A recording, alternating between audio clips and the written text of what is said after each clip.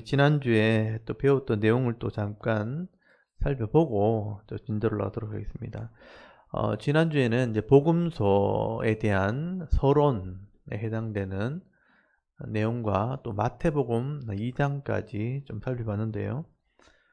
신구약 중간기 역사를 살펴봤다면 그런 역사적 배경 속에서 예수님이 활동했던 사역들을 기록한 제자들의 글이거든요. 그게 복음서입니다.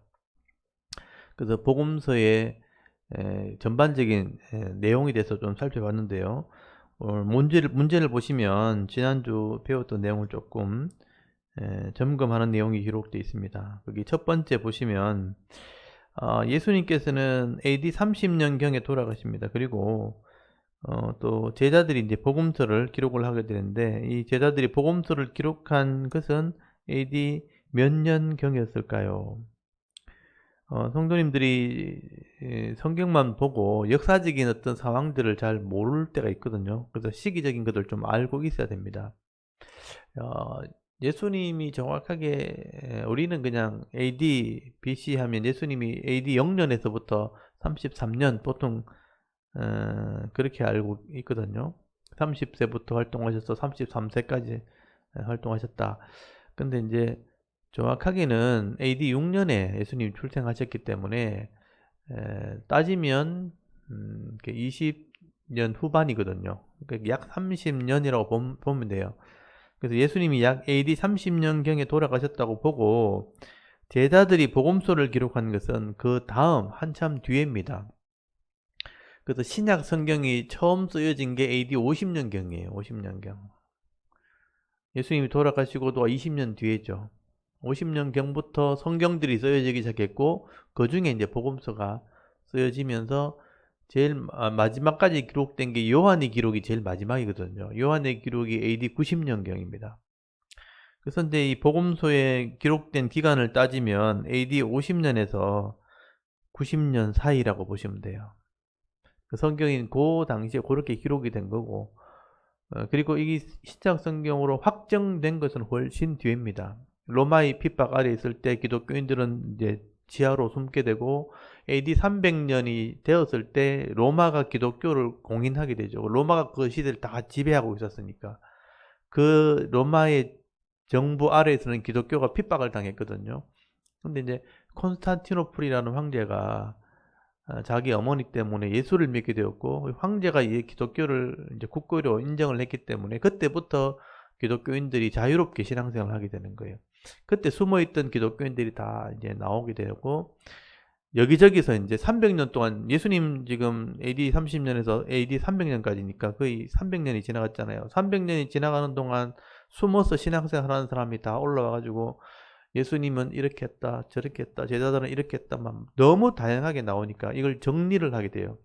그래서 이 복음 성경으로 딱 정경으로 인정된 거 외에 많은 외경들이 나오게 된 거죠. 유다가 기록한 그 가룟 유다가 기록한 것도 있고, 뭐 다른 사람이 기록한 것도 굉장히 많아요. 그런 것들은 성경이라고 하기 어렵다. 그래서 나중에 회의를 거쳐가지고 이까지만 성경으로 인정한다 한 게 27권. 성경이 27권이 성경이 되고 구약 성경도 39권이 성경이 확정이 되게 되는 겁니다. 그때부터 이제 교리가 생기기 시작한 거예요. 그래서 성경은 실제로 AD 50년에서 90년 사이에 쓰여진 것들입니다. 그 중에 확정된 것은 300년 이후에 확정이 되어서 이게 성경, 정경, 요것만이 성경이다 라고 확정을 하게 됩니다. 근데 이런 모든 기록과 모든 결정되어지는 과정 가운데 하나님이 섭리하셨다고 믿는 겁니다. 그래서 하나님이 이것만 성경으로 남겨두셨고, 나머지는 이제 성경이 아니도 되는, 성경이라고 할 수 없는 그런 것들은 다 제외시켰다고 보는 거예요. 그래서 이것만 해도 충분하다. 기록된 것으로는 이것만 해도 구원을 설명하기에 충분하고, 또 하나님에 대한과 또 하나님의 나라에 대한 설명으로 충분하다고 보는 겁니다. 그게 66권의 성경이 된 거예요. 그래서 이제 기록 연도와 이런 상황들을 알고 여러분 성경을 읽으셔야 돼요. 그래서 성경적인 이 기록들과 실제 역사들을 같이 병행하면서 보면서 이 성경이 사실에 대한 것이고 진리에 대한 거다 하는 것을 객관적으로 볼 수 있는 눈이 필요한 겁니다. 그냥 교회 안에 들어서 성경은 무조건 어떤 신적인 권위가 있는 책이라 그러면서 막 신봉하듯이 성경만 매달리는 건 잘못된 거예요. 객관적인 시각으로 이걸 볼 줄 알아야 된답니다. 이 사실이고 진리라는 것을 내가 인정을 해야 되고 인식을 할 수 있어야 된다. 그것도 설명도 할 수 있어야 되는 겁니다. 그래서 이런 역사적 배경이 좀 중요한 거예요. 왜 기록되었고 어떻게 기록되었는가 하는 것들도 알고 있어야 되는 겁니다.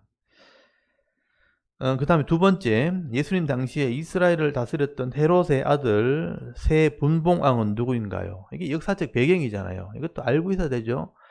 그러니까 로마 정부 이 아래서 이스라엘을 다스릴 왕이 필요했던 거죠. 그래서 헤롯이라는 사람을 처음으로 왕을 세워서 다 다스리게 했다가 헤롯이 죽고 난 뒤에 AD 4년에 헤롯이 죽거든요. 죽고 난 뒤에 3명의 아들이 땅을 나눠 가집니다. 그걸 분봉왕이라고 그러고, 그래서 중요한 지역을 나누죠. 갈릴리와 유대를 나눕니다. 그래서 유대 지역, 예루살렘 지역을 아켈라오, 그 다음에 갈릴리 지역을 안디바, 그 외에 다른 지역은 빌립, 3명의 아들이 나눠 가집니다. 나눠서 다스리게 돼. 이건 로마 정부가 일부러 의도적으로 그렇게 하는 거예요. 그러니까 권력이 한 사람한테 집중돼 있으면 그 사람이 죽어버리는지 문제가 생기면 다 곤란해지니까 이 권력을 나눈 거예요. 그리고 그 세 구역 사이에는 로마가 다스리는 지역이 중간에 끼어 있습니다. 그래서 로마의 관리들이 다스리는 지역과 분봉왕이 다스리는 지역을 이렇게 분배를 해놓은 겁니다. 그래서 3명의 분봉왕이 생겼다. 아켈라오, 안디바, 빌립, 이렇게 기억하시면 되고요. 세 번째, 예수님께서 태어나게 될 때 로마 황제는 누구였나요? 로마는 원로원 정치라 그래가지고 민주주의 정치죠. 그래서 각자 의견을 내서 투표를 내서 거수를 해서 결정을 해서 하는 이게 공동으로 정치하는 그런 제도였는데, 그때 이제 원로원 정치에서 황제 독재 정치로 바뀌어지는 그런 과도기였습니다. 그때 이제 그 줄리우스 케사르라는 이 장군이었죠. 원래 장군이었는데 군대를 로마로 시내로 끌고 들어가면, 원래 그게 법적으로 못 들어오게 됐었는데 군대를 끌고 들어가면서 원로원을 장악을 하게 되고 자기가 황제가 됩니다. 그 황제가 되어서 독재를 하게 되죠. 그래서 반대하는 사람들을 죽이고 이렇게 합니다. 그러다가 자기도 이제 정치적으로 죽임을 당하게 됩니다. 그래서 브루투스라는 사람에게 이제 칼에 찔려 죽죠. 그래서 이제 암살당하면서 양자가 왕이 되죠. 첫 번째 독된 사람이 줄리우스 케사르입니다. 그 다음에 그 양자로 아들이 된 사람이 옥타비아누스라는 사람이에요. 이 옥타비아누스가 이 줄리우스 케사르를 아버지를 이어받아가지고 독재를 하게 되죠. 그때부터 진짜 황제 독재 정치가 시작됩니다. 그 밑으로 계속 이제 황제가 원로원을 장악하게 되고 독재를 하게 되는 일이 벌어져요. 원래 이제 삼두 정치라고 그래서 3명의 지도자를 세워가지고 이렇게 하려고 그랬는데 그게 결국은 황제 독재로 이제 변환되게 되어집니다. 그래서 독재를 하려고 할 때 로마 시민들이나 원로원의 어떤 반대하는 것들을 막기 위해서 로마에게 엄청난 부를 안겨주겠다. 잘 살도록 만들어주겠다. 그래서 이제 군대를 굉장히 강화시켜서 지중해를 장악하면서 세금을 엄청나게 끌어들이고 로마를 잘 사는 나라로 만들어버립니다. 그래서 이제 그 입을 막게 되죠. 그래서 로마 안에는 그래서 부패가 일어나기 시작하는 겁니다. 그래서 옥타비아누스가 황제를 하게 되는 그런 시대에 예수님이 사역하는 그런 시대가 된 것이죠. 처음에는 이제 이런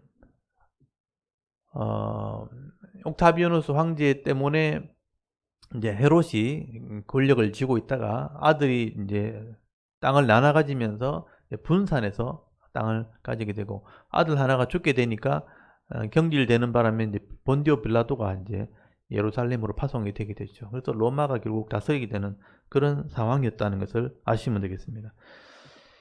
그래서 이스라엘 땅은 하나님께서 처음 아브라함에게 약속했던 것, 다윗에게 약속했던 게 하나님의 그 나라잖아요. 이스라엘이라는 지역 자체가 젖과 꿀이 흐르는 땅, 그래서 하나님의 기업을 상징하는 땅으로 하나님이 주신 땅인데 이방인 왕이 다스리는 그런 땅이 된 거죠. 그런 상황에서 예수님이 오셔서 하나님의 나라가 이루어졌다 하는 것을 이제 선포하게 되는 거죠. 그래서 이스라엘 백성들이 원했던 것은 로마 정부에 의한 독립이었고요. 하나님께서 원하셨던 것은 하나님이 다스리는 나라였어요. 그래서 거기에 이제 갭이 있습니다. 이스라엘 사람들이 원했던 것은 로마 정부에서 벗어나서 이제 다윗처럼 솔로몬처럼 번창한 나라가 되는 게 어떤 이스라엘 백성들의 어떤 소망이었고, 하나님께서는 이스라엘 백성을 통해서 이루시는 하나님 나라가 하나님의 원래 계획이었다는 거죠.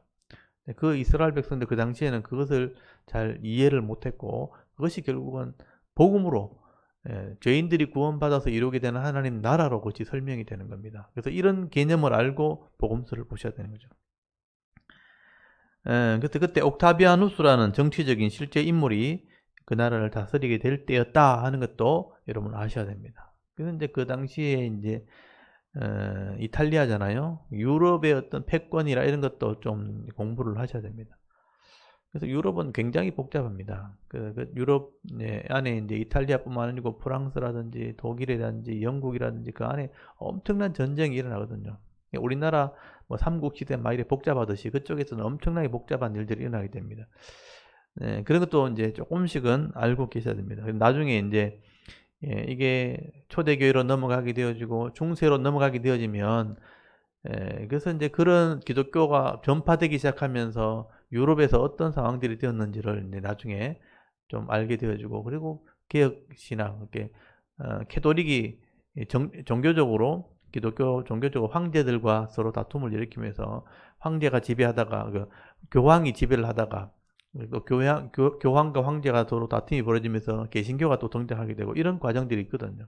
그래서 우리가 오늘 기독교인이 된 겁니다. 이런 개신교 어떤 캐톨릭의 교황이 다스리는 그 권세에서 이렇게 새로운 원래 신앙으로 돌아가자. 그게 기독교거든요. 그래서 이런 정치적인 상황들을 좀 알고 성경도 보셔야 되고, 그런 배경 속에서 기독교가 어떻게 출발하게 되었는지도 좀 우리가 알고 있어야 된다. 그래서 이제 역사를 좀 공부해야 된다는 것을 제가 말씀을 드리고요. 그 다음에 네 번째 보시면 예수님께서는 구약에 주어진 하나님 말씀, 율법을 완전케 하러 왔다고 말씀하십니다. 이렇게 하나님 말씀이 이루어지고 실행되는 것을 무엇이라고 말하나요? 그러니까 하나님의 말씀이 실행되는 것을 예수님이 표현하기를 하나님의 나라라고 표현한 거예요. 하나님의 나라. 하나님의 나라라는 이 개념을 마태가 볼 때는 하나님이란 단어를 입에 잘 이렇게 사용을 하지 않으니까 천국이란 단어로 바꾼 거죠. 하나님, 하늘나라. 그래서 이제 하나님의 나라나 천국이나 하는 것은 같은 개념인데, 그래서 하늘나라라는 개념이잖아요. 천국이란 말은 하늘나라. 그래서 하늘나라라는 개념은 너무 막연한 거예요. 그래서 이제 하나님의 나라라고 해야 하나님의 법이 시행되는 곳이란 개념과 연결이 되기 때문에 이해를 할 수 있는 겁니다. 그래서 이제 마태인 경우는 유대인에게 이걸 글 썼기 때문에 천국이란 표현을 썼지만, 마가복음이나 누가복음에는 이걸 다 하나님의 나라라고 써놨어요. 그래서 킹덤이라는 우라노, 하늘에 있는 킹덤, 하나님의 나라, 천국이라는 표현을 마태는 썼지만 원래는 데오스, 하나님의 나라, 데오스의 나라라고 표현되어 있어요. 그러니까 하나님의 나라죠. 하나님의 나라라는 표현이 더 정확한 표현입니다. 그래서 하나님이 다스리는 나라니까 그 하나님 나라에는 법이 있어야 되잖아요. 그게 하나님의 법, 율법이 되는 거예요. 그래서 그 법을 예수님이 가르친 겁니다. 그 세상의 욕심이나 세상의 권력자가 다스리는 나라가 아니고 하나님의 법으로 이 땅을 다스릴 때 그 안에 왕의 법이 나오고 세상의 법이 나와야 된다는 거예요. 그게 하나님 나라 개념입니다. 그래서 마태가 기록하려고 했던 것도 결국은 하나님의 나라였다. 하나님의 법이 실행되는 거고 여기 하나님의 나라였다. 이 개념을 꼭 가지고 계셔야 됩니다. 예수님이 말씀하신 게 바로 이 하나님의 나라입니다. 그리고 다섯 번째, 공관복음은 무엇인가요? 관점이 같은 복음서라는 뜻이죠. 그래서 관점이 같은 복음서는 마태, 마가, 누가, 복음 세 가지입니다. 요한복음은 또 다른 관점이죠. 그래서 사복음서, 네 번째 복음서라는 말씀입니다. 그래서 6번에 마태는 마태복음을 어떤 사람을 위해 기록을 하나요? 유대인들을 위해서 기록한 겁니다. 유대인들에게 예수님이 구원자였다 하는 것을 설득하려고 쓴 거예요. 그 다음에 7번에 마가복음을 마가는 마가복음을 기록할 때 어떤 관점에서 기록하게 되나요? 제자의 관점에서 기록을 하게 됩니다. 마가는 마태복음의 내용과 거의 내용이 거의 비슷합니다. 근데 관점이 달라요. 그래서 제자들이 제대로 된 신앙을 가지고 있었는가? 어떻게 하면 제대로 된 제자가 될 수 있는가라는 제자의 관점에서 기록했다는 겁니다. 그 다음에 8번 누가는 누가복음을 기록할 때 어떤 사람을 대상으로 썼나요? 이방인을 설득하려고 쓴 겁니다. 이방인에게 예수님이 구원자였다 하는 것을 설득하려고 썼기 때문에 그 대상이 이방인이었다. 그런 관점이 있다는 겁니다. 그 다음에 9번에 요한복음은 다른 복음서와 다르게 어디에 초점을 맞춰서 기록하고 있나요? 이런 요한복음은 예수님의 사역에 초점을 맞춘 게 아니고 예수님 자체가 누구신지를 설명한 거예요. 그러니까 예수님이 예수 그리스도가 누구인가? 하나님의 아들이시다. 위에서 내려오신 분이다. 영생을 주시는 분이다. 그래서 이 하나님의 아들을 바로 알고 믿으면 영생을 얻는 거다. 그게 이 헬라 철학자들에게 사실은 이것을 이제 설명하려고 쓴 거죠. 헬라 문화권에 있는 사람들을 설득하려고. 헬라 철학을 가지고 예수님이 이단이라고 주장하는 사람들에게 예수님이 메시아였다는 것을 증명하려고 예수님은 누구인가가 주제예요. 요한복음은. 그래서 예수님의 사역이 다 기록되지 않았습니다. 중요한 것만 기록된 거예요. 그 다음에 10번째, 복음서의 기자들이 복음서를 기록하게 된 이유가 여러 가지가 있지만 대표적인 이유는 무엇인가요? 그러니까 이 복음서가 기록되기 시작한 가장 큰 원인이 뭐냐면 이단들 때문입니다. 이단들. 예수님이 돌아가시고 AD 30년경에 돌아가시고 난 뒤에 제자들이 복음을 전하기 시작할 때 예수를 믿게 돼요. 그래서 기독교인들이 생기기 시작하는데 다른 이단들, 그러니까 결국은 영적인 문제죠. 사탄이 가짜를 자꾸 만들어내는 거예요. 구약시대에 선지자가 전할 때 거짓 선지자가 나온 것처럼 사도들이 복음을 전할 때 이 사도들이 전하는 예수가 진짜가 아니고 내가 가르치는 게 진짜 예수다고 하는 가짜가 등장하기 시작해요. 그게 이단이에요. 예수님은 하나님의 아들일 수 없고 뭐 여러 가지 이제 논리를 펴면서 이게 진짜 구원을 준다 하고 이제 예수님을 변질시키기 시작하는 게 이단입니다. 이단들이 등장하니까 말로만 전할 때 사람들은 말로 믿었었는데 이단들이 자꾸 들어서 복음을 이렇게 어지럽히니까 이거는 우리 세대에서 바로 가르치지 않으면 다음 세대가 혼란이 오잖아요. 그래서 이 제자들이 죽기 전에 예수님이 어떻게 사역했는지를 써놔야 되겠다. 그래서 마태가 마태복음을 쓰고 제일 먼저 쓴 사람은 마가예요. 마가가 제일 먼저 쓰고 그 다음에 마태복음, 누가복음, 요한복음이 쓰여집니다. 그래서 예수님은 이런 분이었다. 예수님은 이런 분이었다. 제자들이 자기가 직접 보고 증언했기 때문에 제자들이 쓴 거죠. 그래서 마태복음, 마가복음, 누가복음, 요한복음이 그래서 쓰여진 겁니다. 이단들을 잘못된 사상을 이렇게 바로 잡으려고 사실은 글을 쓰기 시작하는 거예요. 그게 복음서가 된 겁니다. 그리고 이제 바울은 복음을 전하면서 교회에 문제가 생겼을 때 그 문제를 해결하려고 편지를 쓰게 되죠. 그게 바울 서신입니다.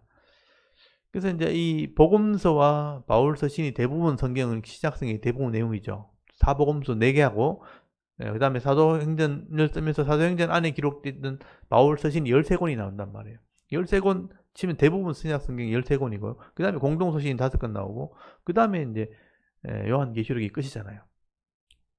그래서 실제로 복음서와 사도행전 외에는요 대부분 편지입니다. 편지. 바울과 또 사도들이 쓰는 편지, 그 다음에 요한계시록이면 끝나는 거예요. 그래서 이 복음서를 이해하는 게 일단 굉장히 중요합니다. 그래야 다음 것도 이해할 수 있습니다. 그 다음에 11번째, 마태가 예수님의 제자가 되기 전에 직업은 무엇이었나요? 세리였죠. 그래서 마태가 가장 공부를 많이 한 사람 중에 한 사람인데 죄인으로 취급받던 사람, 그 직업이 세리였다. 그래서 이제 겸손한 마음으로 이 마태복음을 썼다는 겁니다. 그 다음 12번째, 누가는 예수님의 3년 동안 사역을 차례대로 이제 기록을 했다면 마태는 어떤 방식으로, 어떤 방법으로 기록을 하게 되나요? 차례대로 기록하지 않고 정리해서 기록하게 됩니다. 세리답게 세금을 정리하듯이 설교, 비유, 논쟁, 십자가 사건, 부활 사건 이렇게 딱딱 구분합니다. 3년 동안 있었던 것을 요약해서 중요한 것을 정리해요. 그래서 앞에 나오는 이 예수님의 출생 기사부터 시작해서 요새는 예수님의 출생 기사도 이스라엘 백성이 출애굽해서 가나안 땅 들어가는 과정을 이렇게 똑같이 예수님께서 애굽 갔다가 그 다음에 출애굽해서 홍해를 지나듯이 세례받고 그 다음에 광야 가서 시험 받으시고 그 다음에 산에 가서 말씀을 전하셨다. 그리고 하나님 나라를 보여주셨다. 그렇게 설명을 해요. 그래서 이제 이 마태는 정리해서 마태복음을 기록했다는 게 가장 큰 특징 중에 하나입니다. 그 다음에 13번 마태는 유대인에게 예수님은 유대인의 왕이요 죄인들을 구원할 메시아라는 것을 증명하기 위해 예수님 족보를 기록하게 됩니다. 근데 마태는 진짜는 오타 같죠? 족보를 기록하면서 14대씩 끊어 놓았는데 14라는 숫자는 숫자의 의미는 무엇인가요? 그래서 족보를 기록할 때 14대씩 끊어서 기록하죠. 그래서 14라는 숫자를 등장시키고 있고 3번 강조하고 있잖아요. 14대씩, 14대씩, 14대. 이 14라는 숫자는 다윗의 이름의 숫자입니다. 그래서 예수님은 다윗의 왕위를 이어서 왕으로 오신 분이라는 것을 강조하고 있다는 뜻이에요. 이게 유대인들만 알 수 있는 그런 어떤 표현 방식이죠. 그래서 히브리의 알파벳에 있는 숫자를 가지고 이렇게 설명을 하고 있다는 겁니다. 예수님은 다윗의 왕위를 이어받은 왕이었다. 그래서 족보를 그런 식으로 정리를 하게 됩니다. 그 다음에 14번째, 예수님의 족보에 나오는 왕들 중에 빠진 사람이 있습니다. 누가 빠졌을까요? 이거는 족보를 아는 사람이 아니면 절대로 알 수 없는 내용이죠. 이스라엘의 왕들의 그 이름들을 다 알지 않으면 이게 누가 빠졌는지 절대로 모릅니다. 근데 아는 사람이 읽어보면 거기 여호람, 그러니까 여호사밧 보세요. 이게 다윗부터 다윗, 솔로몬, 그 다음에 르호보암, 아비암, 아사 다음에 여호사밧이죠. 여호사밧 이후에 요람이 아달랴와 결혼한단 말이에요. 그 아들들이 다 우상을 섬깁니다. 그 3명이 빠져요. 요람 밑에 3명. 그러니까 아하시아, 요아스, 아마샤가 빠져요. 그리고 이제 아하스, 개혁을 했던 아하스 왕이 개혁을 하고 난 뒤에 그 다음에 바벨론에 포로 잡혀가거든요. 1차, 2차, 3차 포로 잡혀가는데 그 요시아 왕의 아들 요아하스 애굽에 잡혀가 죽잖아요. 요아하스하고 요야김하고 마지막 시드기야가 빠집니다. 3명이 빠져요. 그래서 요야김만 남게 돼요. 성경에. 그래서 요시야, 요야김 이렇게 나옵니다. 그래서 거기 3명 빠지죠. 다 우상을 섬기다가 결국 반역을 하나님을 대적하다가 다 비참하게 죽었던 왕들입니다. 그래서 이제 앞에 3명, 뒤에 3명이 빠지면 6명이 빠졌다는 것도 이게 또 특징 중에 하나죠. 이 족보를 알면 이것도 우리가 알 수가 있습니다. 이 14대를 맞추기 위해서 이렇게 한 거예요. 그 다음에 15번 예수님께서는 정원한 여인 마리아를 통해 성령으로 잉태되었다. 그렇게 말씀을 합니다. 예수님께서 성령으로 잉태되었다는 의미는 무엇인가요? 예수님이 성령으로 잉태되어서 이 땅에 오셨다는 것은 일반적인 그 생식 방법으로 오신 게 아니다는 뜻입니다. 그래서 일반적인 아담의 후손인 육신의 생식 방법으로 오게 되면 죄인으로 태어나게 되는 거예요. 죄를 가지고 태어나죠. 그래서 죄 없는 몸으로 오시기 위해서는 그 남자의 아담의 혈통을 받으면 안 되는 거죠. 그래서 성령으로 잉태되어 하나님 방법으로 오신 것이죠.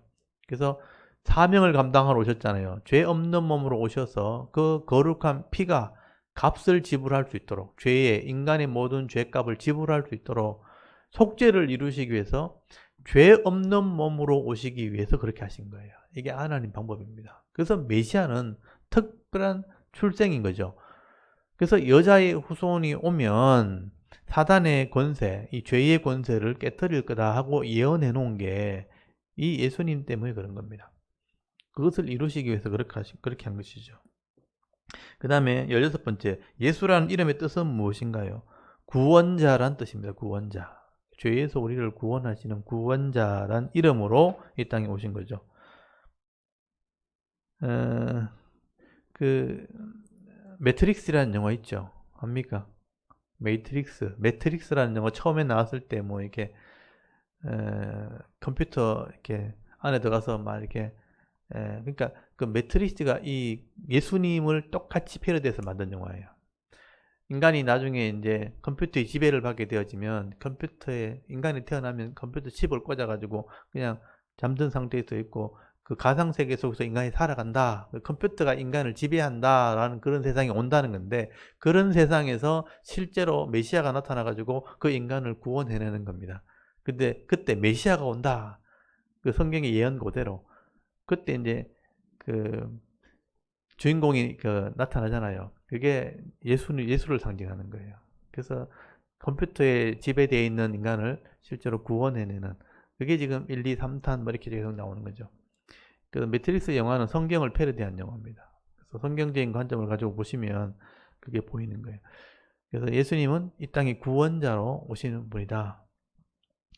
그 다음에 17번째, 예수님이 태어났을 때 동방에 있는 박사들이 경배를 하러 옵니다. 마태는 무슨 의도로 이것을 기록했다고 생각을까요? 못합니다. 죄송합니다. 기록했다고 생각하나요입니다. 생각하나요. 제가 아까 이걸 좀 수정을 했는데 잘못 수정했네, 그죠? 생각하나요? 이렇게 제가 수정을 하려고 했는데 생각할까요? 뭐 생각을까요?라고 지금 잘못 써놨네, 그죠? 의도는 아시겠죠? 마태가 굳이 동방에 있는 박사들이 경배하러 왔다는 내용을 기록해요. 이 예수님의 출생 기사는 마태복음과 누가복음에 있는데 누가복음은 이게 기록되어 있지 않아요. 마태복음은 기록되어 있어요. 의도적으로 기록했다는 거죠. 실제 있었던 일이지만 마태가 이것을 기록한 것은 예수님은 왕이었다 하는 것을 증명하려고 그렇게 한 거예요.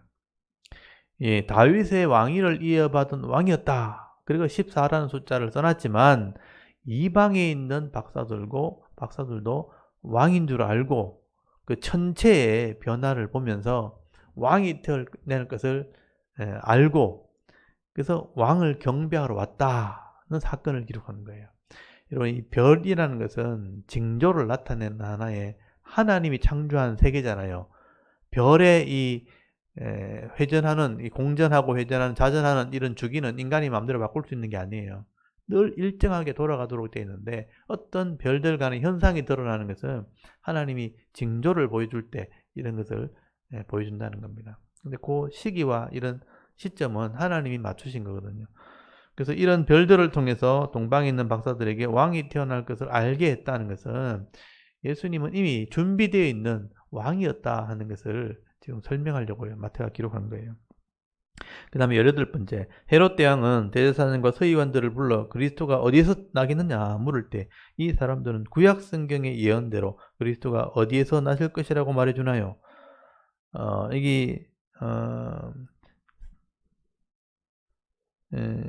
이게 미가서의 예언이 맞죠? 미가서의 예언되었을 겁니다. 미가서의 예언되는 대로 마태복음 2장 4절에 거기 보시면 밑에 써놨죠. 베들레헴이라고 되어 있죠. 베들레헴에서 태어날 것을 이미 예언해 놓았습니다. 그 말씀을 이제 인용하게 되죠. 거기 2장 4절 여기 나와 있죠. 니언이라고 되어 있고 미가서 5장 2절이라고 되어 있죠.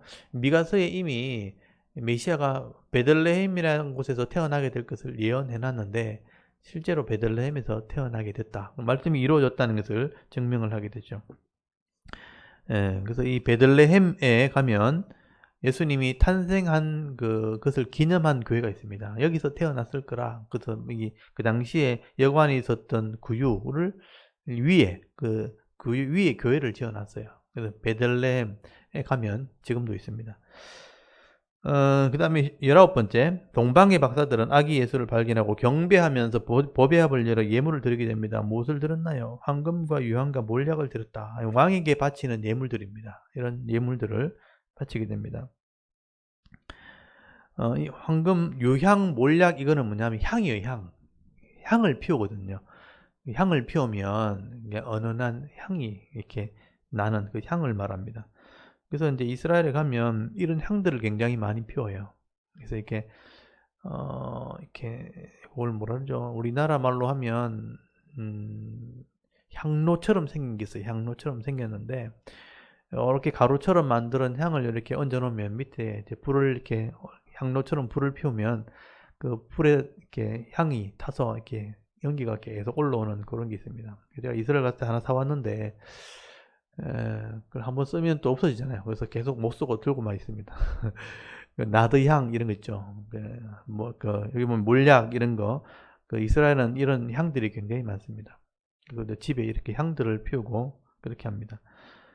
그 다음에 20번째, 누가는 기록하지 않았지만 마태는 예수님께서 태어나신 후에 헤롯 왕을 피해 애굽으로 갔다가 헤롯이 죽은 뒤에 다시 애굽에서 나와 이스라엘 땅으로 돌아오셨다고 기록을 하게 됩니다. 왜 마태는 이런 이야기를 기록했을까요? 누가복음에는 이런 내용이 없는데 마태만 이것을 기록해요. 그러니까 이스라엘 백성들하고 똑같이 예수님이 애굽에 가서 출애굽에서 홍해를 지나서 산에 가서 율법을 받아서 가나안 땅, 축복의 땅, 하나님 나라로 들어가는 것처럼 설명을 하는 겁니다. 그러니까 이스라엘은 광야에서 실패했잖아요. 근데 예수님은 승리하시는 분으로 설명을 하게 되죠. 그래서 예수님이 우리의 구원자시다라는 것을 강조하려고 그런 의도로 기록을 하게 됩니다. 그래서 이스라엘 백성들이 출애굽에서 가나안 땅으로 가는 여정과 똑같은 모습으로 예수님이 하나님 나라를 이루셨다는 것을 설명을 하게 됩니다. 좀 이따 제가 보여드릴게요. 그 다음에 21번, 예수님께서는 애굽에서 나와 이스라엘로 돌아왔을 때 태어났던 베들레헴으로 가지 않고 어디에서 자라시게 되나요? 나사렛에 가서 자라시게 되죠. 이것도 예언된 대로 나사렛에서 자라시고 거기서 30살이 되었을 때 공생애를 세례받으시면서 시작하게 됩니다. 그래서 나사렛은 갈릴리 호수 바로 밑에 있습니다. 또 예루살렘과 요단강은 남쪽에 있습니다. 그래서 이것을 왔다 갔다 하시면서 예수님 사역하시죠. 여기까지 지난주에 배웠던 내용을 좀 점검해 본 겁니다. 그리고 이 족보는 잘 이제 머릿속에 기억하시고요. 아담의 10대 손, 아담, 셋, 에노스, 게남, 마할랄렐, 야렛, 에녹, 무드셀라, 라멕, 노아까지 노아의 아들 중에 셈, 함, 야벳 중에 셈의 아들의 10대 손, 셈, 아르박사, 셀라, 에벨, 벨렉, 르, 수룩, 나홀, 데라, 아브람, 하나님과 언약한 사람이 되었고 그 아들을 통해서 나라가 이루어지죠. 그래서 아브람, 이삭, 야곱의 12아들 중에 유다는 베레스, 헤스로남, 아미나답, 나손, 살몬, 보아스, 오벳, 이세, 다윗. 그 다음에 솔로몬이 왕이 되어서 우상을 섬기기 위해서 나라가 둘로 나눠지죠. 북쪽 이스라엘 멸망받았잖아요. 그래서 여로보암, 나답, 바하사, 엘라, 시므리, 오므리, 아합, 그 다음에 아하시야, 요람, 그 다음에 예후, 요아스, 여로보암, 이세, 스가랴, 살롬, 문하임, 부가이야, 베가, 호세아까지. 근데 이 19왕은 북쪽 이스라엘 물질을 따라가고 우상을 따라가다 망해버렸죠. 실패한 10지파. 그 다음에 솔로몬의 아들 르호보암, 그 다음에 아비암, 비록 적은 숫자지만 믿음으로 이어갑니다. 르호보암, 아비암, 아사, 요사밧, 아합의 딸과 결혼하면서 아들이 다 우상 생겼죠. 그랬죠. 요람, 아하시야, 그 다음에 아달랴, 요아스, 아마샤까지. 그 다음에 우시야가 개혁을 했고, 우시야 명문둥병 걸려 죽죠. 요담, 아하스, 히스기야, 네 번째 개혁을 했지만 나중에 15년 더 사는 바람에 교만해져서 타락하게 되고, 머나세, 아몬, 요시야 사람을 키우고, 요아스 애굽에 가져 죽고, 요야긴, 시드기야 1차, 2차, 3차 포로. 그래서 바빌론 잡혀갈 때 여고냐만 잡혀갑니다. 그래서 여고냐부터 스알디엘, 스룹바벨, 그 다음에 아비훗, 엘리야김, 아소르 사도, 엘리야김, 아소르 사도, 아킴, 엘리훗, 그 다음에 엘라살, 마단, 야곱, 요셉, 그 다음에 예수님이 태어나서 하나님 나라를 설명하시고 이루시게 되죠. 그래서 이게 하나님의 구원 계획이었고요. 이것이 역사 가운데 이루어졌다는 것을 성경이 기록을 하고 있는 겁니다. 그래서 실제 역사 속에서 이것을 우리가 증명하면 되는 거예요.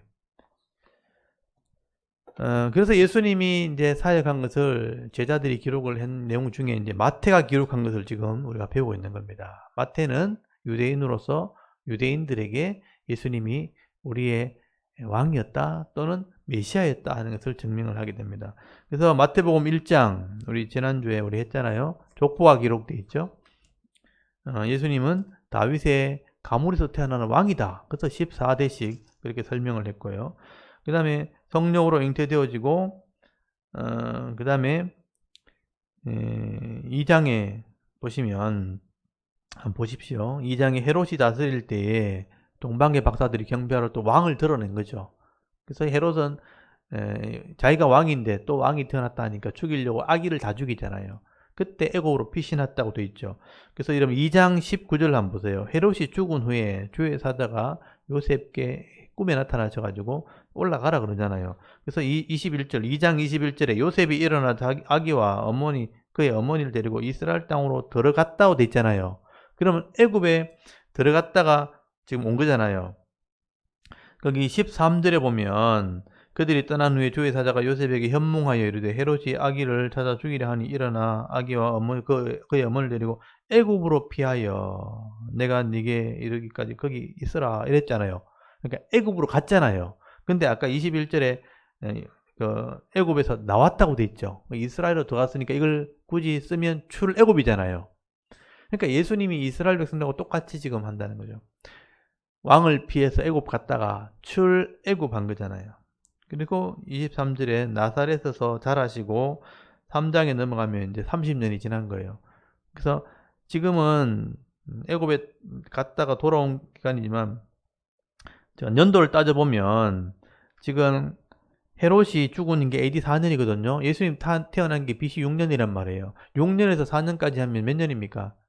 10년이죠. 그러니까 10살 때까지는 애굽에 있었던 거예요. 그래서 돌아온 거죠. 돌아와서 거기 3절에 보시면 3장에 보시면 나사렛에서 10살 때부터 30살까지 자란 거예요. 그리고 3장에 이제 30세 되었을 때 세례 요한이 등장해서 회개하라고 외치기 시작합니다. 그리고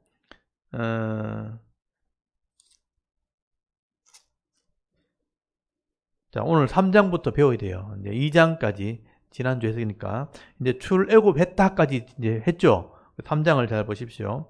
3장 1절. 여기는 이제 예수님이 30세가 되었을 때입니다. 그러니까 예수님이 사회 가실 때가 30세쯤 되었다고 기록한 사람이 누구냐면 누가 기록을 해요? 예수님이 사회 가실 때가 30세쯤 되었다고 이렇게 말씀하셨는데 그게 누가복음 23장을 한번 찾아보시면 3장 23절 찾아보시면 예수께서 가르치심을 시작하실 때 30세쯤 되시니라 라고 되어 있죠. 그러니까 공생이 시작하실 때 그때가 30세쯤 되셨다. 정확한 나이가 몇 살 이렇게 안 돼 있죠. 30세쯤 되셨다고 돼 있죠. 30세쯤 될 때 사역을 했다. 누가가 이걸 기록하고 있다는 거예요. 이건 조사해서 기록한 거죠. 일단 누가가 기록할 때는 예수님이 안 계실 때거든요. 주위 사람들에게 물어서 이걸 조사한 것입니다. 그래서 이제 아까 마태복음 3장으로 돌아오시면 이때가 30세쯤이었다. 그렇다면 아까 보셨잖아요. 애굽에서 돌아왔을 때는 10살이었잖아요. 그러니까 20년을 지난 뒤에 3장에서 이제 30세가 되어야 보통 이제 관직에 나가는 나이가 30세란 말이에요. 요셉도 30세에 총리가 됐잖아요. 그러니까 30이 사무엘도 어릴 때 하나님 만났지만 기름 부음 받았지만 그리고 30세가 되어서 일을 하거든요. 30세쯤 되었다 할 때는 이제 관직에 나갈 나이기 때문에 사역을 하는 겁니다. 그래서 3장에 예수님이 30세쯤 되었을 때 세례 요한이 등장을 하게 되었고 세례 요한이 이사야의 예언대로 주의 길을 예비하러 온 사람이라고 되어 있어요.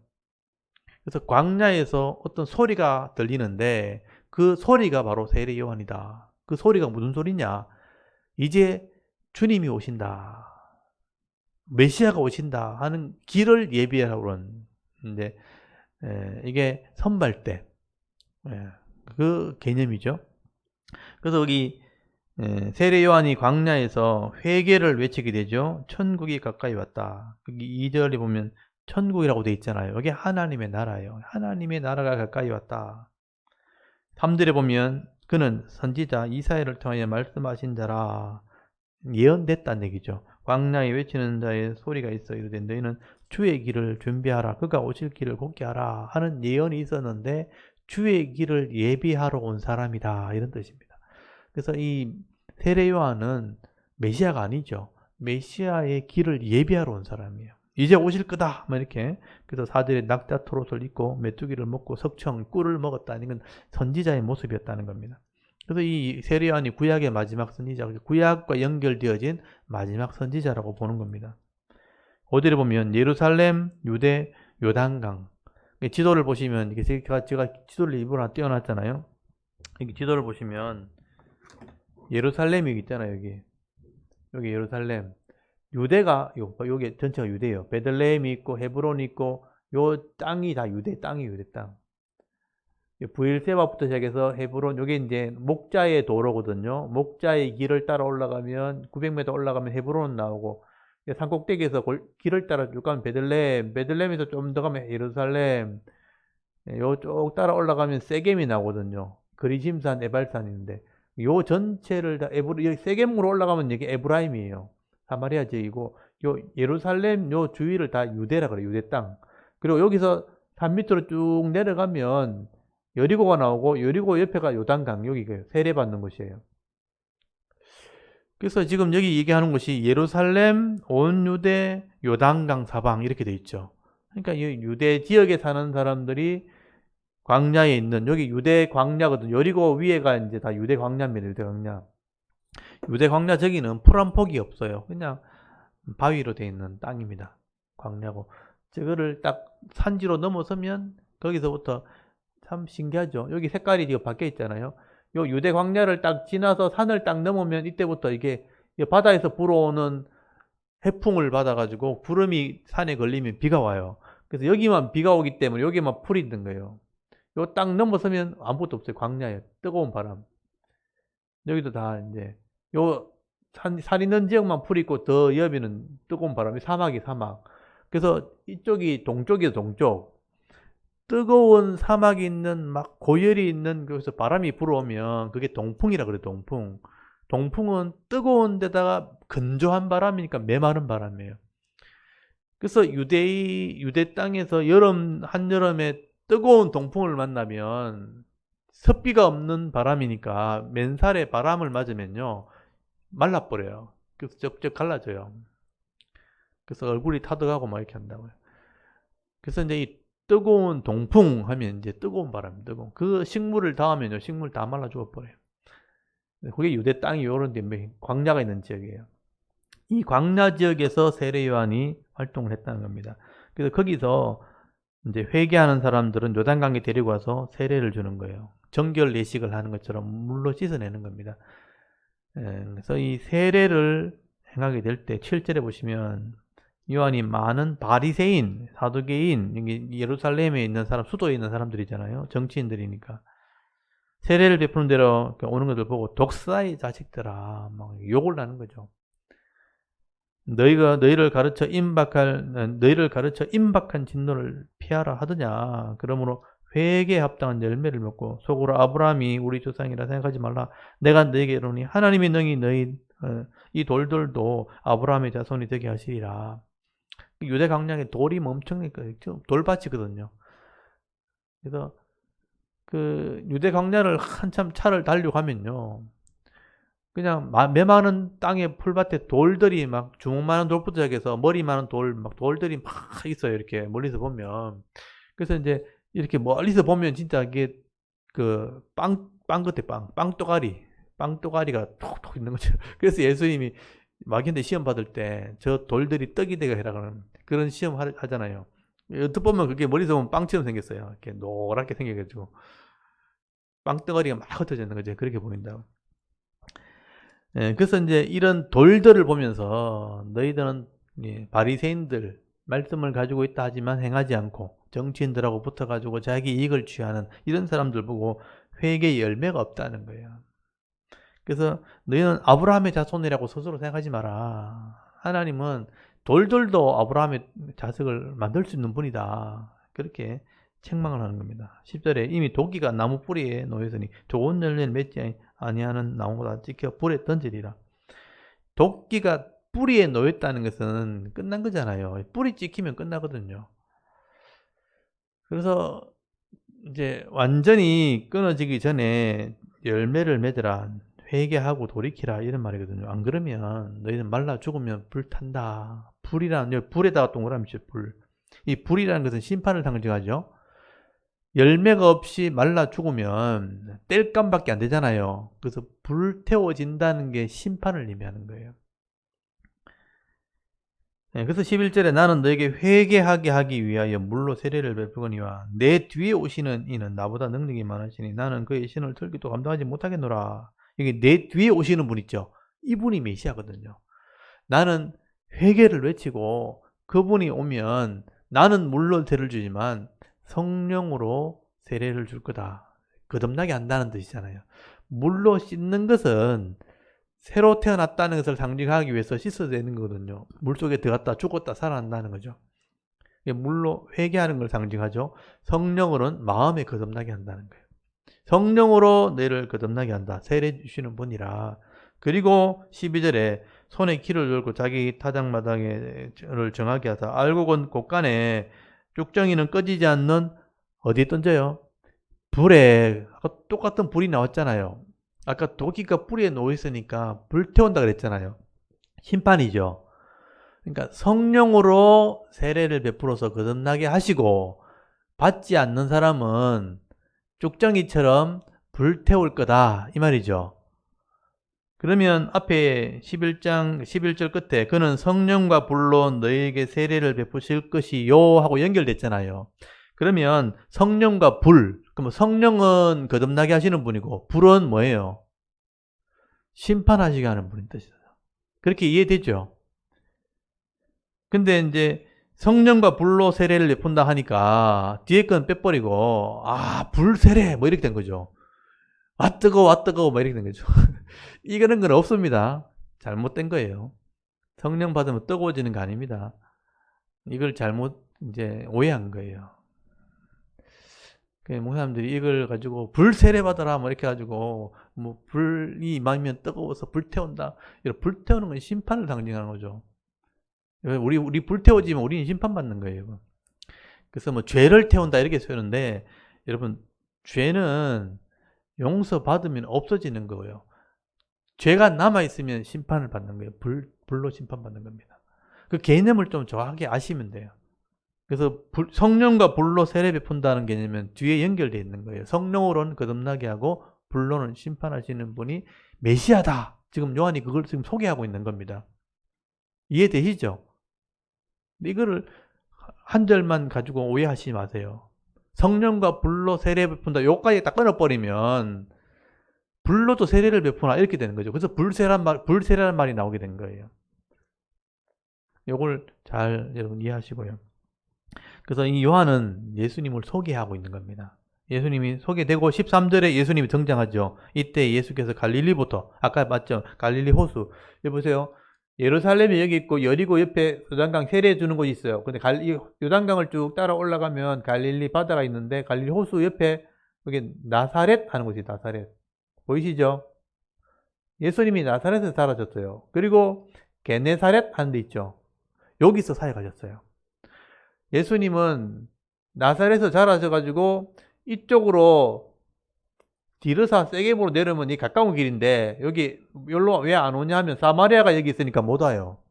그래서 요단강으로 내려가서 요단강 따라 쭉 내려가서 일로 들어오시는 예루살렘 오시는 거예요. 아니면 먹잇도로 해가지고 해변도로를 쭉 따라가서 산지길로 올라가서 예루살렘으로 올라가요. 그래서 예루살렘 가는 길은 갈릴리에서는요 요단강을 가든지 해변도로로 돌아가든지 두 가지밖에 없어요. 그래서 보통 예수님은 요단강을 건너가서 여리고를 통해서 예루살렘에 들어가십니다. 근데 이 여리고 바로 옆에 요단강에 예수님이 오신 거예요. 갈릴리에서부터 내려오신 거예요. 3일 길이에요, 저희가. 3일 동안 걸어오셨어요. 차를 타고 가면 뭐 금방 갈 수 있는 거리인데 걸어서 오면 한참 걸립니다.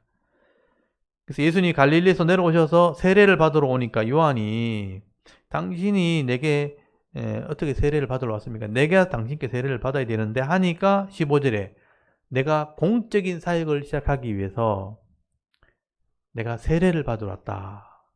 그 얘기를 하세요. 이제 사생활 30살이 넘었으니까 이제 예수님이 하나님 나라를 선포하시고 가르치시기 위해서 공적인 사역을 시작하시는 거죠. 요거를 왕의 대관식이라 그래요. 그래서 세례를 받으시면서 하늘문이 열리고 하나님이 음성이 들리면서 너는 내 사랑하는 아들이라는 음성이 들려요. 그리고 성령이 비둘같이 예수님께 임하시게 돼요. 그래서 이게 공생의 시작입니다. 공생을 알리는 거죠. 그래서 15절에 예수님이 이런 말씀하신 거죠. 예수께서 대답하여 이르시되 이제 허락하라. 우리가 이와 같이 하여 내가 세례를 받아서 모든 의를 이루는 것이 합당하니라. 내가 세례를 받아야 공생애가 시작되는 거다. 우리가 같이 지금 그 일을 하려고 하는 거다. 그렇게 말씀하신 거예요. 그러니까 세례 요한이 알아듣고 세례를 베풀게 되는 겁니다. 그래서 16절에 예수께서 세례를 받으시고 물에 들어갔다 나온 거죠. 곧 물에서 올라올 때 하늘이 열리고 하나님의 성령이 비둘기같이 성령이 임하잖아요. 성령이 임하여 내려 자기 위에 임하시는 걸 보더니 하늘로부터 소리가 있어서 말씀하시되 이는 내 사랑하는 아들이요 내 기뻐하는 자라라는 음성이 들리죠. 이게 하늘의 선포예요. 성부 하나님의 선포가 있고 성령 하나님이 임하셨고 성자 예수님이 세례받죠. 그 삼위가 동시에 나타나시는 장면이에요. 성부와 성자와 성령이 이제 계획했던 것들이 이제 이루어진다. 공생애가 시작된 거예요. 그래서 4장부터는 이제 공생의 첫 사역이 광야에 시험 받으시는 겁니다. 자, 여기다 보세요. 아까 예수님이 출애굽했죠. 그 다음에 여기는 물을 지났죠. 그러니까 이스라엘 백성들이 홍해를 지나왔지만 홍해를 지나온 사람들이 광야에 40년 동안 불순종에 다 죽었잖아요. 그래서 40년 뒤에 요단강에서 여호수아와 함께 요단강을 건너갔잖아요. 요단강을 건너갈 때 언약을 하고 다시 말씀을 가르치죠. 그래서 요단강이 바로 물을 쳐가지고 멈추게 되어지고 그 요단강을 건너서 가나안 땅에 들어가게 되죠. 그래서 이제 요단강은 홍해와 똑같거든요. 그러니까 물로 씻어낸다 이런 개념이 있는 거예요. 그러니까 예수님이 똑같이 지금 하잖아요. 출애굽했죠. 요단강에서 세례받죠. 홍해를 지나는 것처럼 지났죠. 그 다음에 이스라엘 백성이 광야를 지나는 것처럼 4장에 광야에 나가시잖아요. 그래서 4장 1절 보시면 그때 예수께서 성령에게 이끌려서 마귀에게 시험받으러 광야로 갔다고 되어 있어요. 예수님이 성령에 이끌려서 가신 거예요. 예수님이 일부러 가신 게 아니고 이건 하나님의 뜻이라는 거죠. 성령에 이끌려서 마귀에게 시험받으러 광야에서 2절 40일 동안 금식기도 하시죠. 이스라엘 백성은 40년 동안 다 죽었잖아요. 여러분 40년이 왜 나오냐 하면 정탐꾼이 40일 동안 정탐했는데 하나님 말을 안 듣고 가데스 바네에서 가나안 땅 안 들어간다 그랬잖아요. 그래서 하루를 1년씩 계산해서 40년 동안 다 죽었잖아요. 그래서 40일은 결국은 불순종을 상징하는 거죠. 예수님께서 40일 동안 고난을 받으신 거죠. 금식하시면서 고통을 받으시고 사탄에게 시험 받으셔서 이기셨잖아요. 그래서 승리하는 모습을 보여준 거예요. 이스라엘 백성들은 광야에서 실패한 거지만 예수님은 승리하신 거죠. 그 사탄의 세 가지 시험이 나오죠. 3절에 시험하는 자가 지금 예수께 나와서 네가 만약 하나님의 아들이거든 명하여 돌이 떡이 되게 해라. 이게 정욕, 욕심에 대한 시험이에요. 하나님의 아들이시고 하나님이시라면 충분히 그렇게 하실 수 있죠. 떡이 중요하냐? 생명의 말씀이 중요하냐? 그래서 예수님께서 하나님의 아들이시면서도 40일을 금식하셨으니까 굶주리셨으니까 욕심을 채우기 위해서 떡을 만드실 수 있죠. 그렇지만 그렇게 하지 않고 무엇이 중요한지를 설명하는데 4절에 보시면 예수께서 대답하시되 기록되었으니까 성경에 있는 내용이죠. 사람이 떡으로만 살 것이 아니요 하나님 입으로 나오는 모든 말씀으로 살 것이라 하였느니라. 그러니까 떡으로만 사는 게 아니다 이 세상은 라고 설명한 거죠. 하나님의 말씀으로 살 때 이 떡도 채워지는 것이다. 떡으로만 살고자 한다면 결국은 떡과 함께 망하겠지만 하나님 말씀을 순종하게 되면 떡이 하나님 준비되어 있는 것이다. 그래서 이 예수님께서 이 말씀을 인용하신 것은 신명기 8장에 나오는 그 말씀이거든요. 만나, 이스라엘 백성이 만나를 먹을 때 광야는 농사를 짓지 못하기 때문에 양식이 없으면 죽게 돼 있잖아요. 그때 하나님 만나를 주셨거든요. 아침마다 가서 이렇게 이슬이 맺혔을 때 이렇게 꼬들꼬들 이렇게 굳어지는 이 만나를 먹고 살았단 말이에요. 근데 만나를 먹을 때 하나님 그냥 주신 게 아니고 법칙을 줬어요. 규칙을 줬단 말이죠.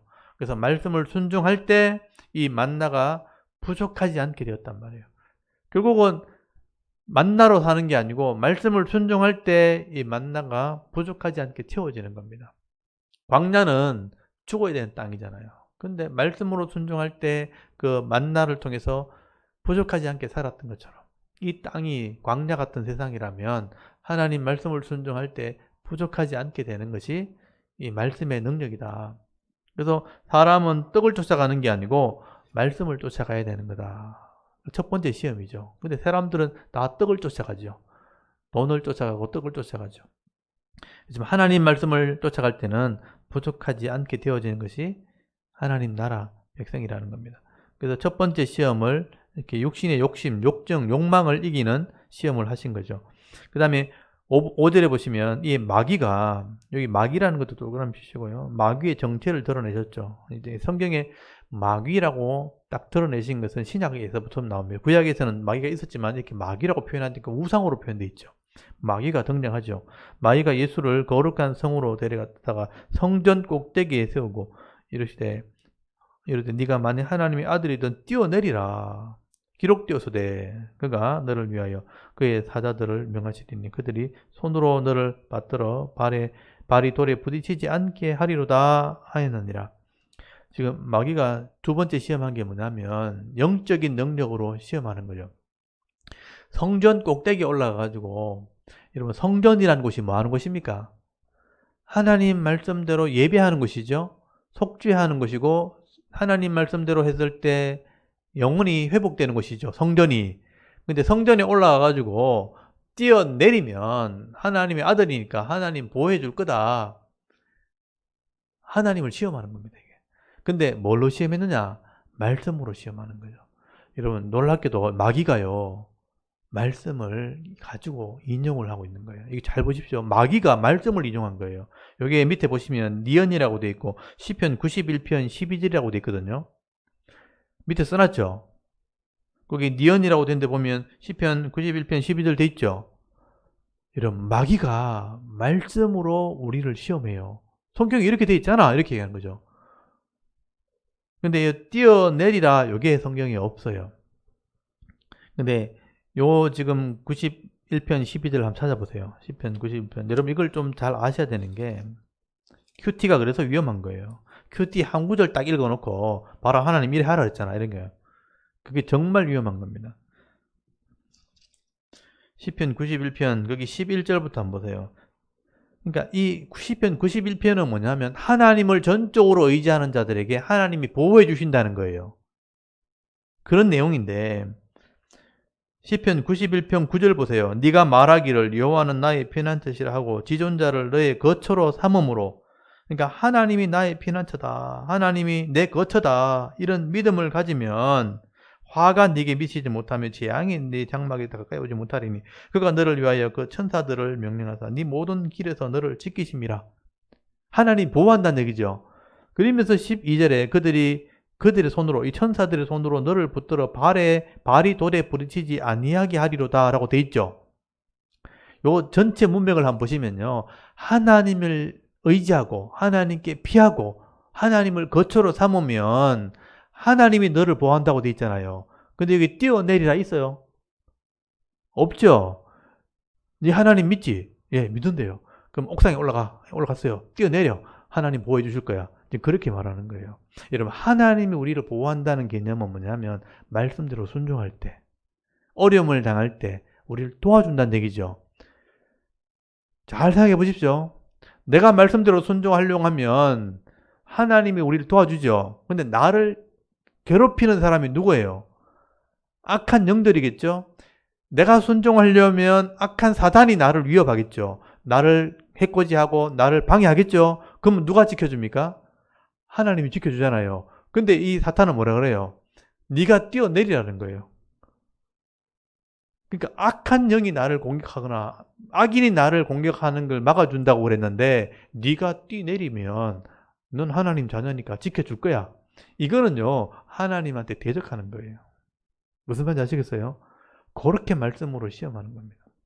하나님 말씀에 이렇게 써놨으니까 하나님은 악한 영들이 너를 힘들게 할 때 너를 보호해주겠다, 도와주겠다고 말했지.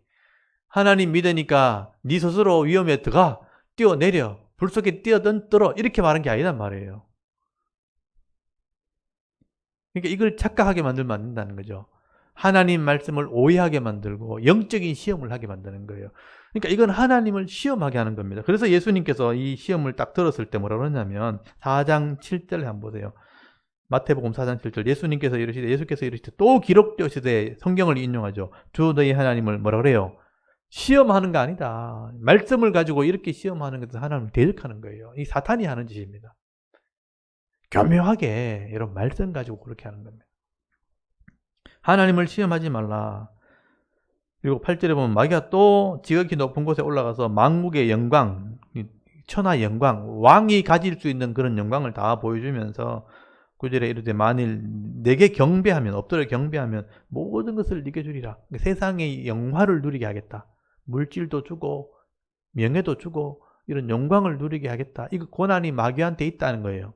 하나님이 그걸 허락하셨다는 거예요. 이런 것은 내가 줄 수 있다. 내게 예배해라. 하나님처럼 경배하라. 이게 세상의 영화, 물질을 따라가는 욕심입니다. 욕심. 내게만 절하면 내가 대통령 시켜줄게. 내게만 절하면 내가 국회의원 시켜줄게. 내게만 예배하면 내가 기업 회장 만들어줄게. 이렇게 하는 거예요. 오늘 영업 실적 1등 해줄게. 이렇게 하는 거예요. 내게만 예배하면 그렇게 해줄게. 이렇게 하는 거예요. 그러니까 세상의 물질을 주겠다고. 그 대신 영적인 것을 팔아먹으라는 거예요. 사탄에게 예배하라. 그러니까 예수님이 뭐라 그래요? 10절에 이에 예수께서 말씀하실 때 사탄아 물러가라 기록됐을 때 또 말씀을 인용하죠. 주 너희 하나님께 예배해라. 경배하고 다만 그를 섬기라고 기록되어 있다는 거예요. 여러분 하나님 예배하면 내게 부족하지 않도록 채워주기로 약속이 되어 있습니다. 그거에 또 부족하지 않아요. 근데 더 많은 것을 얻으려고 사탄에게 경배하면 주겠다고 유혹할 때 따라가는 사람이 있다는 거예요.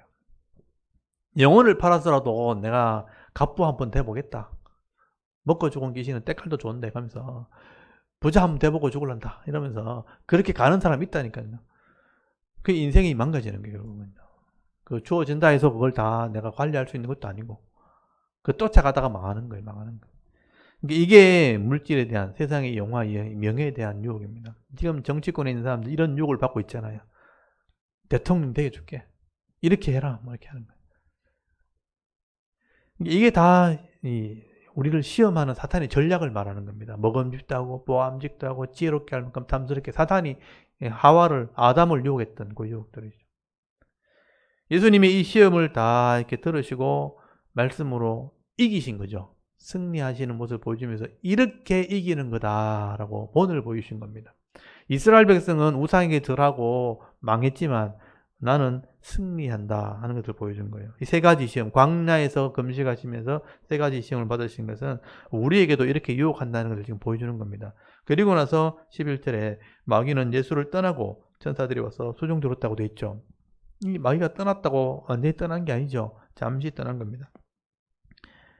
이 광야를 거쳐서 승리하시고 그 다음에 12절에 요한이 잡히셨다. 이제 요한은 예비하러 왔다가 이제 잡혔죠. 헤로데에게 잡혔고요. 13절에 스불론 납달리 지역이 뭐냐면 나사렛 있는 지역입니다. 스불론 납달리 지역으로 가셔서 거기 가버나움 거기 줄을 쳤는데 해변에 있는 가버나움 여기 갈릴리 호수 지역에 있는 가버나움 여기 가버나움이 제2의 고향 예수님의 고향입니다. 원래 이제 나사렛에서 자라셨지만 실제로 거의 사역하신 곳은 가버나움이에요. 이 가버나움에 베드로의 집이 있습니다. 여기 회당이 여기 있어요. 가버나움 회당. 회당이 여기서 말씀을 전하셨어요. 여기 보시면 게네사렛 하는 거 있죠. 게네사렛 저기 옆에가 이제 가버나움입니다. 저 지역에서 거의 활동하셨다고 보시면 돼요. 조금 이제 자세한 지도는 다음에 제가 보여드릴게요. 여기서 거기 14절에 보시면 선지자 이사야가 예언했던 것을 이루려 하셨다. 스불론과 납달리 지역에 빛을 비추겠다고 예언되어 있어요. 흑암이 있는 곳에 빛을 비춘다. 이 예언대로 예수님이 이곳에서 사역을 하시게 됩니다. 그리고 17절 이게 공적인 사역이에요. 이게 처음으로 예수님께서 선포하신 거죠. 이때부터 예수께서 비로소 전파하여 이르시되 회개하라 천국이 가까이 왔느니라. 이게 예수님의 공생의 첫 시작이죠. 회개해라. 천국 하나님 나라가 가까이 왔다. 얼마 남지 않았다. 그리고 18절에 갈릴리 해변을 다니시면서 일꾼들을 부르시죠. 베드로, 시몬, 안드레 베드로와 시몬은 같은 이름이고요. 안드레는 그 동생. 요 부름받는 장면 나오고, 그 다음에 21절에 야고보 요한 형제죠. 어부입니다. 갈릴리 어부인데 네 사람의 이름이 나오는데, 원래는 자세한 부름이 누가복음에 따로 있어요. 그래서 일단 네 명의 제자가 예수님을 따랐다 하는 것을 기록하고, 23절에 이게 간략하게 써놓은 거죠. 온 갈릴리, 그 해변 지역에 있는 갈릴리를 두루 다니사 그들의 회당에서, 가버나움 회당입니다. 회당에서 가르치시며, 이 줄을 쳐놓으시고 1번 가르치시며, 천국 복음을 전파하시며, 2번 전파했다. 그 다음에 백성 중에 모든 병과 모든 악한 것을 고치시니, 고치셨다. 여러분, 가르치고 전파하고 고치는 사역이에요. 이게 예수님 사역입니다. 이게 교회 사역이에요. 제일 먼저 뭐예요? 가르치는 거예요. 율법을 가르쳐야 돼요. 하나님 말씀을 가르쳐서 뭐가 잘못됐는지 가르쳐줘야 돼요. 그리고 그 가르침 위에 하나님 나라를 전파하는 거예요. 이게 하나님 나라다. 그리고 그것이 이루어지면 회복되는 거예요. 그게 고쳐지는 거예요. 성격도 고쳐지고요. 모난 성품도 고쳐지고, 일단 옛 습관이 없어지고, 그게 고쳐지면 육신의 병도 낫게 돼요. 악한 영이 떠나고. 그래서 고치는 사역이 결과로 나타나는 겁니다. 이게 하나님 나라 사역이에요. 가르치고 전파하고. 그래서 시간이 많이 걸려요. 이런 이 말씀을 가르친다고 금방 깨달아지지 않잖아요. 그래서 시간이 많이 걸려요. 가르치는 사역은, 특별히 사람들은 가르치는 게 굉장히 오래 걸립니다. 가르치고 그 다음에 전파하고 하나님 나라가 뭔지를 알게 되고, 그 다음에 그것을 행하게 될 때 복이 나타나는데, 그게 변화되는 거예요. 고쳐지는 거죠. 하나씩 하나씩 변화되는 것을 다른 말로 하면 고쳐지는 겁니다. 그래서 온전함으로 나가게 되는 거예요. 그게 하나님 나라 사역이에요. 이 세 가지 사역을 예수님이 하셨는데, 결국 거기 24절에 보세요. 이런 소문이 나기 시작했다고 되어 있죠. 보세요. 가르쳤죠, 전파했죠, 고쳤죠. 근데 주로 소문이 나면 무슨 소문이 나냐면 고침 받은 것만 소문이 나는 거예요. 가르치는 건 내용이 많잖아요. 어떻게 다 설명해요. 전파되는 것도 가르치는 걸 알아야 전파할 거 아니에요. 근데 실제 고치는 거는 금방 되죠. 맹인이 나았다더라, 중풍이 나았다더라, 이 금방 되죠. 이 소문은 빨리 퍼져요. 그래서 이 나았다는 소문이 퍼지기 시작하니까 온 수리아니까, 이방 땅에, 수리아는 이방 땅, 수리아, 시리아, 그러니까 지금 말하면 지금 이란 밑에 시리아라는 나라 있죠. 그게 수리아래요, 수리아. 그 수리아 지역에 있는 각 지역에 퍼진 사람들이 모든 앓는 자니까, 병자들, 각종 병에 걸려서 고통당하는 자, 귀신 들린 자, 간질하는 자, 중풍병자들을 데려오니까 그들이 고치더라. 갈릴리, 데가볼리, 이건 이방 땅이죠. 예루살렘 남쪽에 있는 유대, 요단강 건너편 수많은 무리가 다 어디로 와요? 갈릴리 호수에 찾아옵니다. 그래서 갈릴리 호수 주변에 수많은 사람들이 예수님을 찾아오게 되는 일이 벌어지기 시작합니다. 이게 예루살렘에서 볼 때는 꽤 먼 거리이기 때문에 소문만 났지만 나중에 이게 군중과 무리가 되는 거예요. 정치 세력이 되는 거죠. 지금 이제 대선이 있으니까 이제 대통령 후보들이 나오고 뭐 연설하고 이런 사람이, 군중이 모이잖아요. 지금 뭐 울산에 모였더라, 뭐 마산에 모였더라, 뭐 전라도에 어디 모였더라, 막 하잖아요. 그리고 막 모이는 소문이 나는 거죠. 와, 우리 집에 엄청나게 모였더라, 이런 소문이 날 거 아니에요. 그러면 중앙에, 서울 쪽에 막 소문이 난단 말이에요. 거기 뭐 충청도 가니까 뭐 대단하더라, 소문 나죠. 똑같아요. 갈릴리 지역에 어떤 메시아가 선생이 나타났는데 막 사람들이 막 벌떼같이 몰리더라. 그럼 예루살렘에 있는 사람들이 막 누군데 이렇게 소문 나는 거죠. 그 예수님이 주목을 받기 시작하는 거예요. 그런 소문이 막 나기 시작했다라고 지금 말하고 있는 거죠. 이게 예수님의 이제 공적인 사역이 시작된 거예요. 그러면서 5장은 예수님의 설교가 나온 거죠. 지금 마태는 예수님이 출애굽했다, 홍해를 지나서 세례를 받았다, 그 다음에 그 산에 가셔서 말씀을 전하신다. 그래서 5장 1절에 보시면 예수께서 무리를 보시고 산에 올라 앉으시니 제자들이 나온다고 돼 있죠. 산이 등장해요. 산에서 율법을 가르치세요. 그러니까 이 이스라엘 백성이 출애굽, 홍해, 그 다음에 시내산이잖아요. 시내산에서 율법을 받아가지고 가나안 땅에 들어가죠. 똑같아요. 이 산에서 율법 설명, 말씀을 설명했다. 이게 7장까지예요. 5장, 6장, 7장은 예수님의 율법 설명. 그 다음에 8장 1절로 가보세요. 8장 1절에 가면 예수께서 산에서 내려왔다고 돼 있잖아요. 그러면서 병자들을 고치기 시작하죠. 기적을 행하시죠. 이게 하나님 나라 표적이거든요. 이게 10장까지 나와요. 10장까지가 기적을 그러니까 8장 9장 마지막까지 9장 마지막까지가 8장 9장 2장이 기적을 10가지를 기록하는 거예요. 그리고 이제 10장부터는 그 제자들을 부르셔서 하나님 나라 사역을 하는 내용이 기록되어 있습니다. 이게 다 정리를 해서 기록한 거예요. 그러니까 딱 눈에 보이는 거죠. 4장까지 공생애 준비하시고 5장에선 설교하시고 그 다음에 8장에서 산에 내려오셔가지고 10가지 기적을 행하시고 그 다음에 제자들을 불러가지고 12제자를 불러서 하나님 나라 사역을 시작했다. 그래서 논쟁이 나오고 그런 여러 가지 예수님의 사역들이 기록이 되게 되는 거예요. 그러니까 이 마태는 예수님이 어떻게 유대인들에게 사역을 하셨는지를 지금 소개를 하면서 유대인들이 잘 이해할 수 있도록 그걸 정리해서 기록을 하고 있다는 것을 알 수가 있는 겁니다. 여러분, 예수님이 하셨던 3가지 사역, 가르치시고 전파하고 고치는 사역, 이게 하나님 나라 사역입니다. 교회도 마찬가지입니다. 가르치는 게 시간이 많이 걸려요. 그래서 바로 가르쳐야 됩니다. 66권을 다 알아야 됩니다. 그리고 이 속에 하나님 나라가 뭔지를 알아야 돼요. 그걸 전파하는 거예요. 깨달아지면 그대로 삶을 살 때 내가 하나씩 변화되기 시작하는, 고쳐지는 거죠. 그래서 이 땅에 있는 동안 완전하진 않지만 그렇게 하나씩 고쳐가면서 살아가는 게 하나님 나라 백성 변화되어 가는 거죠. 그래서 구별되기 시작합니다. 세상과 점점 구별되어지는 거죠. 그래서 그 믿음으로 하나님 나라 가면 온전한 변화가, 영화를 누리게 되는 변화가, 그게 영원히 사는 몸으로 바뀌게 되는 그 마지막 종말을 우리가 맞이하게 되는 겁니다. 그래서 이제 이 마태복음 읽으면서 이런 마태가 이렇게 설득하려고 했던, 말하려고 했던 게 뭔지를 딱 보면 하나님 나라를 우리가 알 수 있게 되어지는 겁니다. 조금 이해는 되십니까? 나중에 이 누가복음하고 비교해보면 전혀 다르다는 것을 알 수 있어요. 누가는 다른 방식으로 계속 설명하거든요. 그냥 역사적 사실 그대로 차례대로 설명합니다. 그래서 마태복음을 잘 기억하고 계셨다가 나중에 누가복음 할 때 딱 비교해 보시면 그게 금방 구분이 갈 겁니다.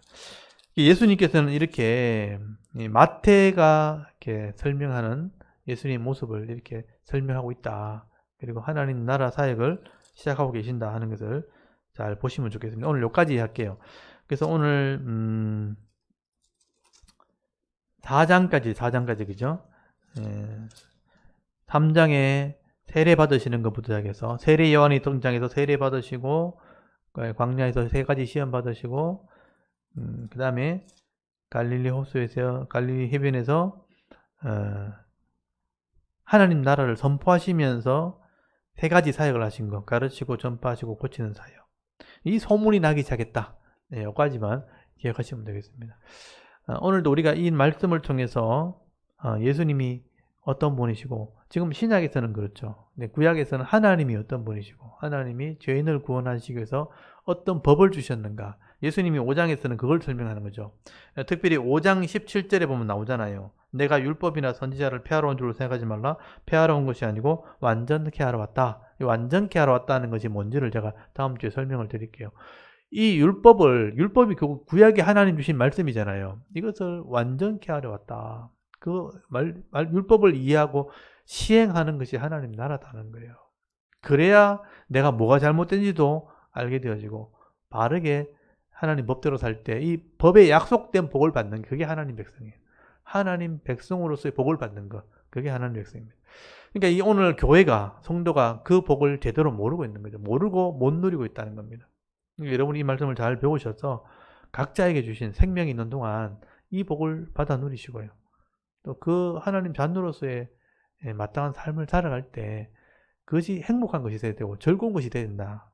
이 땅에 죄에 매여서 고통스러운 삶이 아니고 하나님 백성으로서의 기쁨과 즐거움 있는 삶이 돼야 된다. 그 삶을 또 하루하루 살아갈 수 있는 그런 하나님 백성들이 여러분 다 되실 수 있기를 바랍니다.